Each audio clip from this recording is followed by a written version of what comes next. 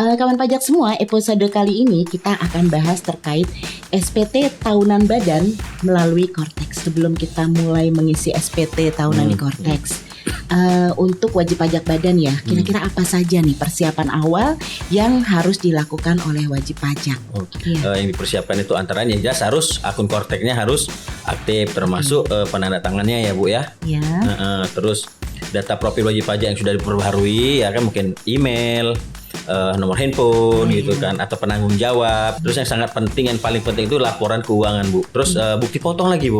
Terus data pembayar angsuran PPh pasal 25 atau pajak lainnya. Nih Mas Septa, batas waktu pelaporan SPT tahunan untuk wajib pajak badan. Kalau untuk wajib pajak badan ini disampaikan tuh paling lambat 4 bulan setelah akhir tahun pajak berakhir Bu. Jadi kalau akhir tahun pajak Desember berarti mulai bisa kita itu mulai dari Januari, Februari, Maret dan April. Nah, berarti kan udah bulan April nih Bu ini. Iya. Sebentar lagi dong ya. Iya, sebentar lagi. Jadi wajib pajak itu harus mempersiapkan dari sekarang gitu kan. Karena udah mau akhir juga gitu kan. Jangan sampai terlambat. Cuman DJP itu jika memerlukan tambahan waktu, DJP mengasih kompensasi Bu. Boleh ya. Jadi wajib pajak dapat mengajukan perpanjangan sesuai ketentuan yang berlaku.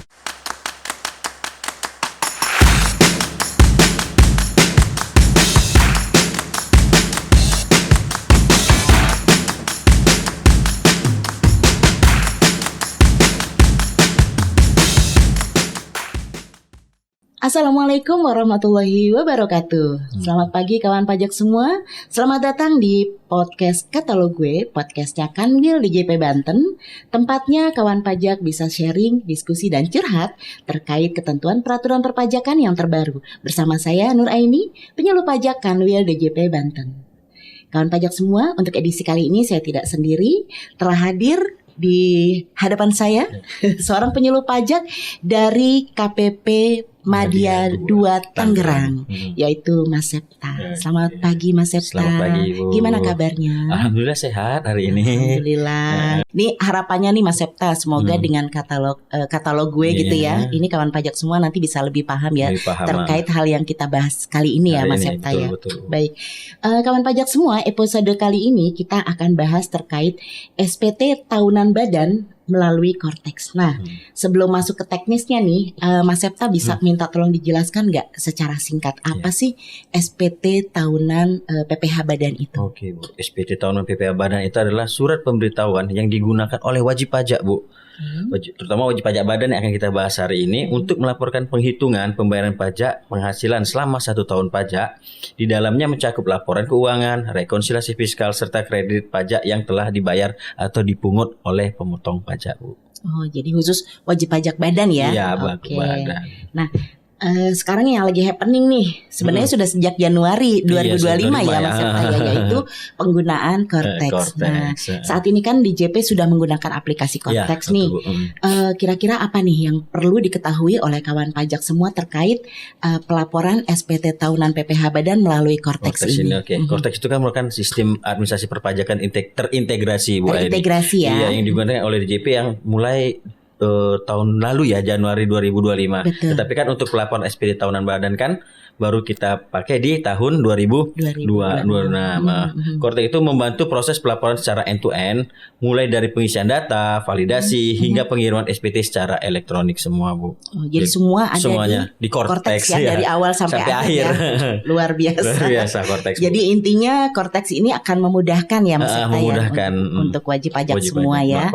Baik. Nah sekarang sebelum kita mulai mengisi SPT tahunan di Kortex, untuk wajib pajak badan ya, kira-kira apa saja nih persiapan awal yang harus dilakukan oleh wajib pajak? Oke, ada beberapa hal yang penting ya Bu untuk disiapkan oleh wajib pajak, terutama wajib pajak badan ya ini yang dipersiapkan itu antaranya jelas harus akun Kortexnya harus aktif, termasuk penandatangannya ya Bu ya.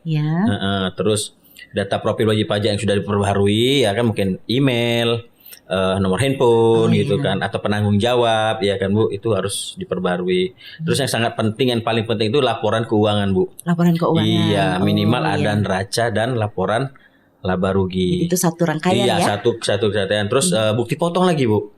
Nah, bukti potong ini yang harus memang sudah udah masuk ke SPT-nya sebenarnya Bu. Cuman kan nanti mereka harus cross check lagi. Betul atau tidak bukti potong. Iya, ya? Betul. Kalau dulu kan waktu masih di JP online, banyak kejadian kadang wajib pajak ini tidak sadar bahwa dia itu sudah dipotong oleh pemotong lawan transaksinya. Padahal bukti potong ini jadi kredit pajak mereka, Bu. Iya. Jadi pengurang ya? Pengurang malah sebenarnya, Bu. Bukti potong PP pasal 22 atau 23 ya, Bu ya. Terus data pembayaran angsuran PPh pasal 25 atau pajak lainnya ya kan. Biasanya wajib pajak barang kan ada angsuran PPh pasal 25. Itu kan bisa dikredit pajak mereka juga. Ya? Iya, makanya itu hal-hal yang perlu disiapkan, itu yang paling penting pokoknya, Bu. Antara lain tadi akun Korteksnya harus aktif, data profilnya juga, harus terus laporan keuangan, iya, Bu. Terus bukti potongnya tadi dan data pembayaran angsuran PP pasal 25 gitu. Ini yang menarik nih terkait bukti potong dan data pembayaran kan kalau tahun-tahun sebelumnya kita untuk wajib pajak menggunakan e-form ya. Dan itu diinput secara manual ya.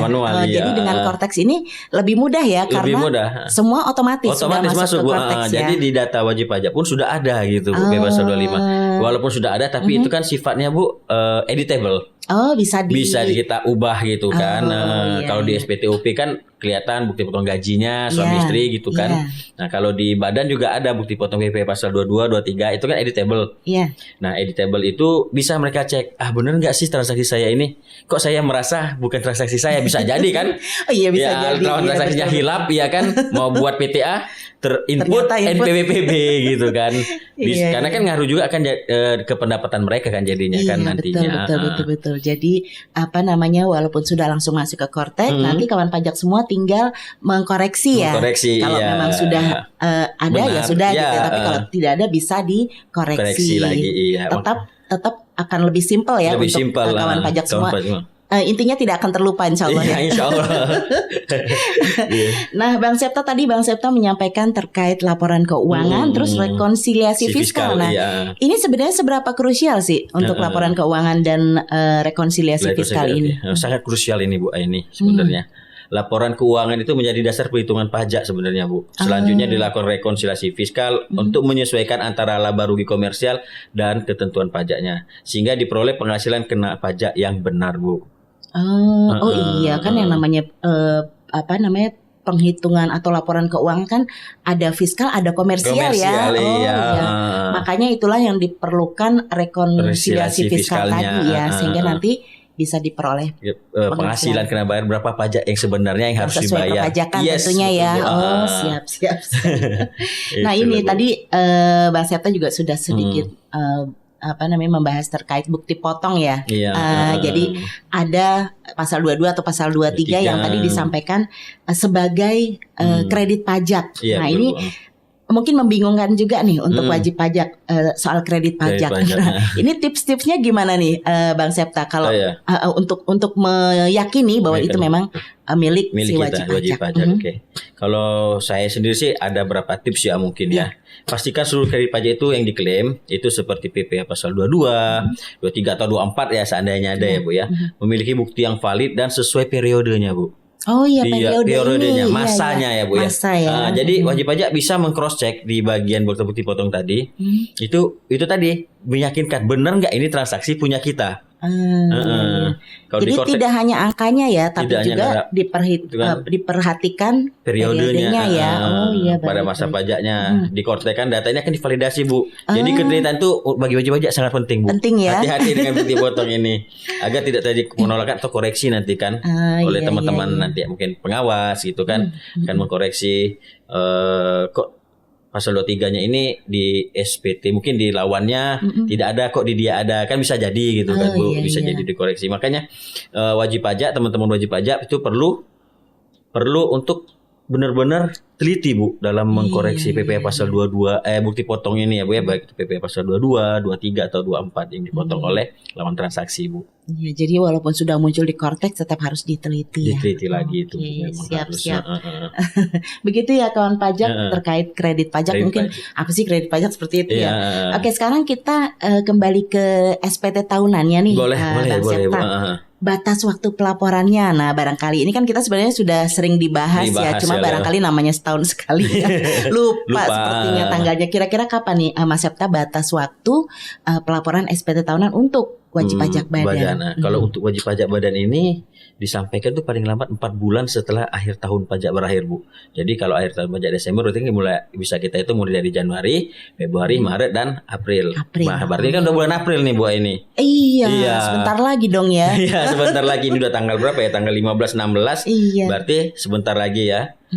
Setelah itu jadi wajib pajak itu harus mempersiapkan dari sekarang gitu kan. Karena udah mau akhir juga gitu kan. Jangan sampai terlambat. Cuman Bu, DJP itu jika memerlukan tambahan waktu, DJP mengasih kompensasi Bu. Boleh ya. Jadi wajib pajak dapat mengajukan perpanjangan sesuai ketentuan yang berlaku. Perpanjangan pelaporannya. Perpanjangan pelaporan boleh, wajib pajak boleh Bu, punya hak itu untuk mengajukan perpanjangan pelaporan. Tapi kan syarat dan ketentuan berlaku seperti biasa. Menarik nih Bang Septa nih terkait apa tadi perpanjangan pelaporan ya. Apalagi namanya kita baru saja mungkin wajib pajak baru saja mempergunakan Cortex ya untuk pelaporannya, ya, makanya nih akan sangat suatu hal yang menarik nih. Untuk mekanismenya tuh bagaimana sih Bang Septa untuk perpanjangan pelaporan itu tadi? Perpanjangan pelaporan ya kan. Oke, sebelumnya saya jelaskan sedikit. Memang wajib pajak dapat melakukan perpanjangan pelaporan SPT tahunan paling lama 2 bulan Bu. Setelah batas akhir pelaporan SPT tahunan PPh badan. Nah, cuman itu tadi Bu ada syarat dan ketentuan yang berlaku. Berarti sebentar, 2 bulan berarti batas akhirnya berarti kalau diperpanjang jadi bulan Juni ya. Juli ya, 2 bulan Juni. Setelah ya. 2 bulan setelah. Iya, 2 bulan setelah batas akhir pelaporan berarti kan di Mei dengan Juni ya. Dengan ya itu tadi ada syarat dan ketentuannya Bu. Apa tuh syarat ketentuannya? Jadi wajib pajak itu harus melampirkan atau memberitahulah ya laporan keuangan sementara Bu. Dan menghitung estimasi berapa PPh kurang bayarnya nanti. Dihitung dulu ya. Dihitung lagi Bu, estimasi saja. Misalnya dia mengestimasinya 10 juta misalnya gitu kan, maka dia harus menyetor dulu 10 juta atas estimasi pembayaran pajaknya Bu. Jadi perpanjangan pajak SPT itu kalau untuk sekarang kan harus dilalui mulai Cortex lagi Bu. Kan semuanya terintegrasi nih Cortex kan. Jadi wajib pajak harus mengajukan perpanjangan itu harus lihat Cortex Bu. Jadi tidak bisa cuma mengajukan tapi tidak ada lampirannya nggak bisa ya? Tidak bisa. Jadi wajib pajak itu harus melakukan perpanjangan via Cortex itu via portal wajib pajak. Login dulu nih wajib pajak. Iya. Nah ini step-stepnya ya. Kita ke step di Cortexnya dulu ya Bu. Perlu diperhatikan nih kawan pajak. Gimana stepnya? Jadi stepnya wajib kawan-kawan pajak bisa melakukan via portal Cortex dengan login yang jelas harus login. Terus ke menu layanan administrasi. Terus pilih layanan dengan kodenya AS.08 pemberitahuan perpanjangan SPT atau SPOP bagi wajib pajak PBB yang mengajukan SPOP ya Bu ya. Terus isi formulir. Terus itu tadi Bu syarat dan ketentuannya harus diunggah dokumennya. Laporan keuangan sementara dan perhitungan PPh-nya berapa kurang bayar dan lalu masuk seperti biasa masukkan sertifikat elektroniknya Bu ya. Paspresnya sebelum deadline tanggal 30 April Bu. Jadi boleh mengajukan perpanjangan pelaporan dan tapi permohonannya ini paling lambat 30 April ya. Kemudian yang dilampiri laporan keuangan sementara, perhitungan PPh dan tadi dibayar dulu berarti ya. Dan itu betul. Semua bukti-bukti itu diunggah ya. Dimasuk ke Cortexnya Bu.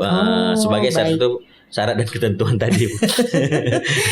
Jadi itulah ya kawan pajak semua kalau merasa ini sepertinya belum bisa nih di tanggal 30 April belum lengkap gitu ya. Jadi dibuat dulu laporan keuangan sementara ya. Laporan keuangan sementara dia sih Bu. Siap. Oke, sekarang terkait kesalahan yang sering terjadi nih Bang Septa kalau kita mengisi Cortex ya. Itu kira-kira kesalahan apa sih yang sering terjadi? Kalau kesalahan yang terjadi ya bisa jadi sih mungkin kan karena kan sistem ya Bu ya. Ya bisa jadi kan data keuangan yang belum sinkron mungkin kan. Terus salah input data kredit pajak, setelah kita cross check ternyata masih ada juga yang error gitu kan. Terus dokumen pendukung yang belum atau tidak lengkap atau terlambat menyampaikan SPT tahunan. Jadi saya mungkin bisa memesan kepada teman-teman wajib pajak gitu kan. Itu jangan sampai keliru data laporan keuangannya Bu, terus yang bukti potong tadi ya kan, bukti potong PP pasal 22, 23, 24, dan kalau bisa sih jangan sampai terlambat lah Bu ngelapor, itu yang paling penting. Jadi sekali lagi ketelitian yang menjadi ini ya faktor penentu juga Iya, betul Bu. Nah, ini pertanyaan terakhir nih sebenarnya. Cepat sekali ya Bang Cepat ya. Cepat sekali ya, nggak terasa ya Bu ya. Nggak terasa. Udah 3 jam. Tadi kan ada kendala-kendala nih. Nah, kemudian bagaimana sih tipsnya nih Bang, tips and trick gitu ya, supaya pelaporan SPT tahunan via Cortex ini bisa berjalan dengan lancar jaya. Aduh. Oke. Tipsnya Bu ya. Boleh. Yang pertama, saya sebagai orang pajak ini Bu, sebagai penyuluh pajak ya kan, kepada teman-teman wajib pajak, jangan menunggu sampai batas akhir pelaporan. Itu sudah menjadi tantangan kita ya Bu ya.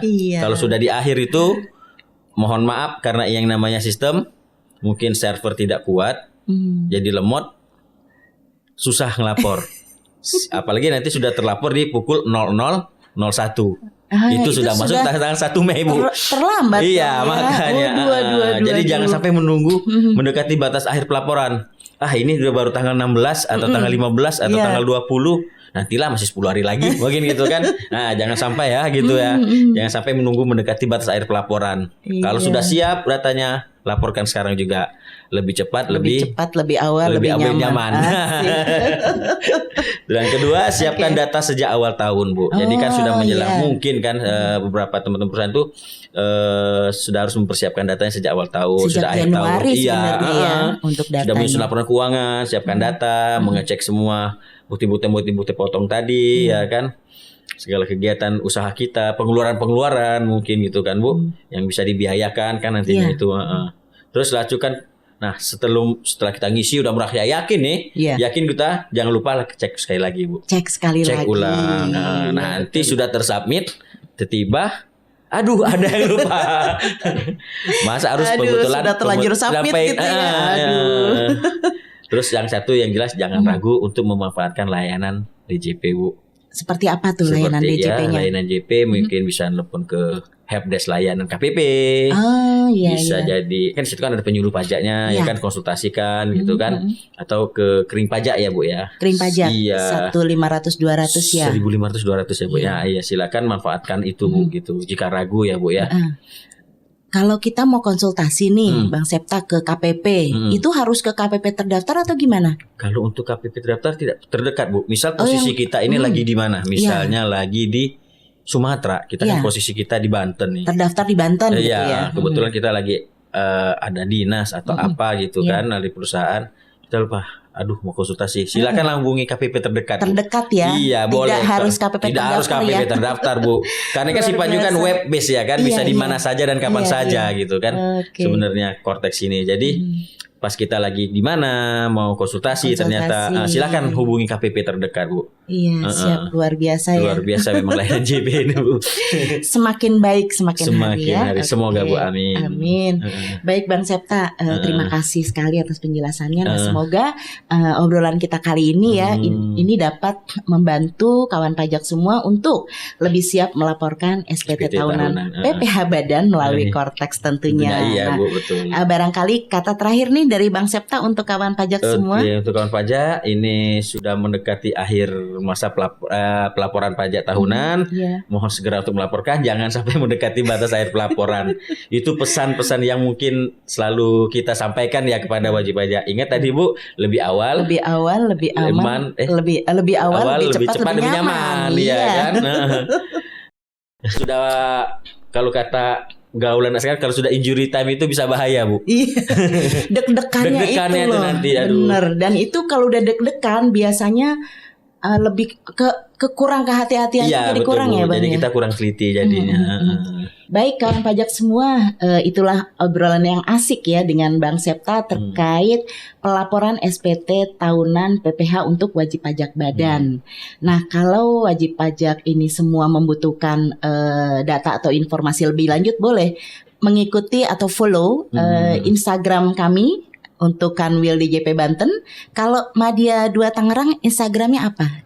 @madia2 Tangerang. Madia2 Tangerang, dan juga melalui YouTube channel tentunya channel, ya. Gitu ya. Baik, pantau terus podcast Katalog Gue. Di situ teman-teman atau kawan pajak semua bisa mendapatkan informasi terkait ketentuan perpajakan yang terbaru. Terima kasih. Kami akhiri. Wassalamualaikum warahmatullahi wabarakatuh.